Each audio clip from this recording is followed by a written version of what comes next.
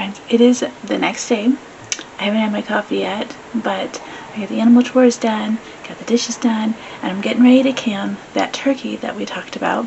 All of the bone broth is done, and it's sealed perfectly. I am so loving my 4 jars lids. I will link them below for you. So I'm going to show you this very easy step of how to can turkey, and it's cooked turkey. Okay, so we have gotten the last of our turkey in our jars. I did 4 jars last night, and all the lids sealed. Oh, yes and amen. I'm just so excited. Every time I've canned meat or broth recently with my ball jar lids, I actually stocked up on a whole bunch of new ball jar lids. Every time I've gone through a box, there's been at least 2 or 3 that have been bent, or the rubber's been like almost see-through to where like there are spots where you think there's not any rubber or not enough. And the ones that I have used, it never fails. I've kind of tracked it.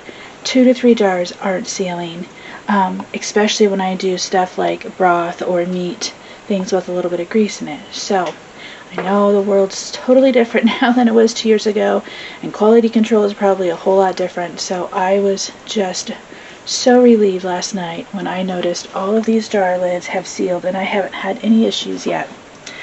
So it's very simple to can cooked meat. You want to cook your meat. We deboned our turkey.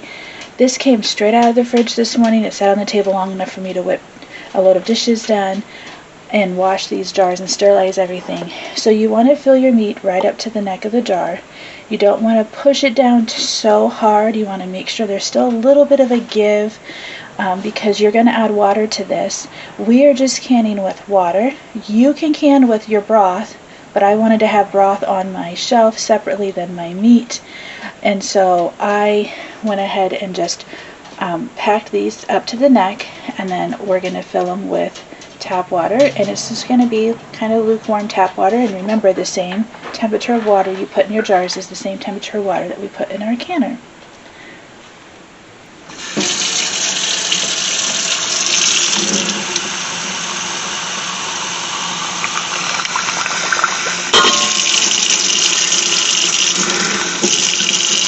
So as you fill your water up, you're going to hear it bubbling. You just want to take your debubbler down there.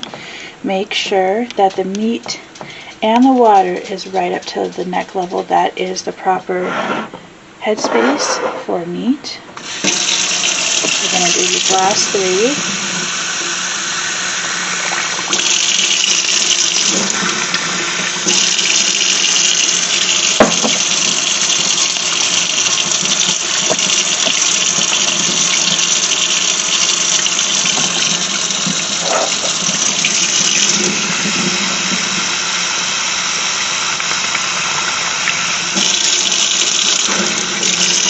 A little full, but you notice once you take the bubbler in,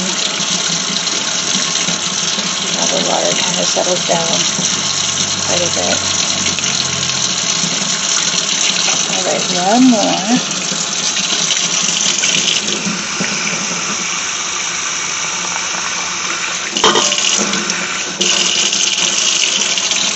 Let's put them debubbled. And then the next thing you're going to do,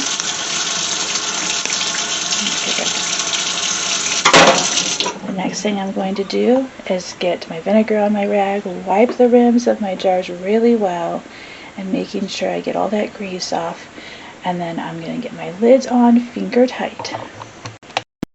My lids are on, my rings are on just finger tight. You don't want to tighten them down any tighter than that.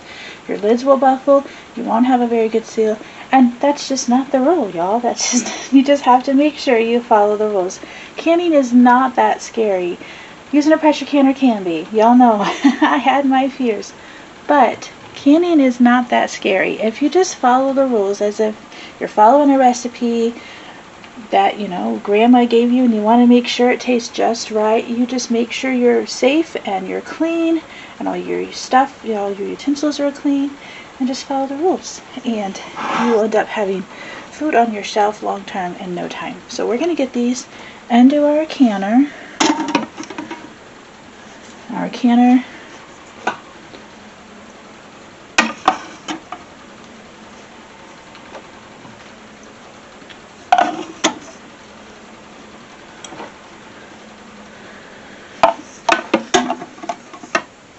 calls for 8 cups of water. So we're going to get our measuring cup out. Speaking of Grandma, do any of you guys have any of these? I have a couple of them at my cabinet, and they were from my grandma's house and my husband's grandma's. And I just love those. I know they're plastic and some people just have a thing for that, but you know what? I have a thing for memories, and using these things just reminds me a lot of both of our grandparents. So we're going to pour 8 cups of water. This is a 4-cup measure. Again, make sure your water is the same temperature in your jars as it is in your canner. And then I'll go ahead and get that canner going. With our electric pressure canner, you want to do high for 90 minutes. Come on now, gotta pay attention to what I'm doing. What happens when I fellowship with friends? I'm always the last one done eating because I'm not paying attention to my food, I'm talking to people. So we will get this going for 90 minutes.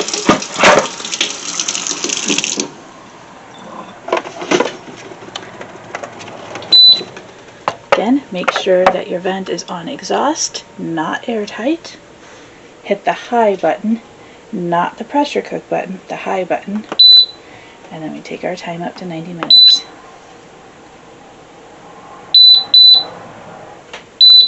Oops.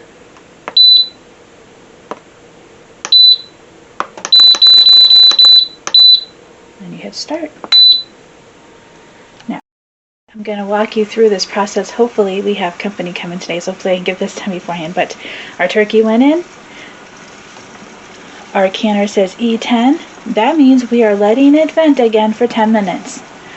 I'm just going to go through these instructions again like I did in the beginning of the video when we did the broth. It's the same process, but it's such an easy process. It's such a simple process that if you know how to run an Instant Pot, or if you can press a couple buttons, where all you really do is press a couple buttons and just keep your ear tuned to those beeps and know what they mean.